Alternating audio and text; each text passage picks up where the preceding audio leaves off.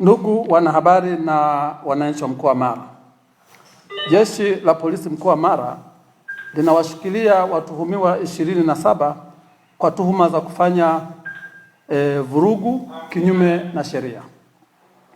Mtakumbuka kuwa tarehe 1 mwezi wa 3 2026 mimi mwenyewe niliongea na vyombo vya habari nikitoa tamko la katazo dhidi ya Baraza la Wanawake Chadema BAWACHA kuhusu kufanya maadhimisho ya kitaifa siku ya wanawake duniani mkoani Mara, wilaya ya Msoma.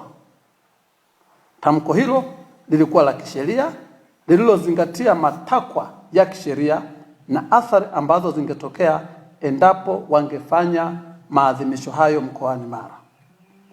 Hii ilitokana na maandalizi yao yaliyoambatana na maneno ya uchochezi wakisema hawaogopi polisi na wako tayari kufa. Pamoja na katazo hilo, BAWACHA waliendelea na maandalizi yao na leo tarehe 8 mwezi wa 3 2026 walihudhuria ibada ya misa takatifu katika kanisa la Roman Catholic mjini Msoma, na baada ya misa hiyo waliungana na vikundi vya vijana waliokuwa wakiwasubiri barabarani na kuanza kufanya vurugu. Hali hiyo ilipelekea watumiaji wengine wa barabara kupata taharuki na kuanza kukimbia hovyo hovyo. Jeshi la Polisi mkoa wa Mara lilifanikiwa kudhibiti wafanya vurugu hao na kuwatawanya, na barabara zikafunguka na shughuli zingine za kijamii na za kiuchumi zikaendelea kama kawaida. Zipo taarifa zinazoenea mitandaoni kuwa BAWACHA walizuiliwa kuhudhuria ibada hiyo, jambo ambalo sio la kweli, na Jeshi la Polisi mkoa wa Mara linatambua kuwa kila mtu anayo haki ya kuabudu kwa njia ambayo anaiamini bila kuvunja sheria.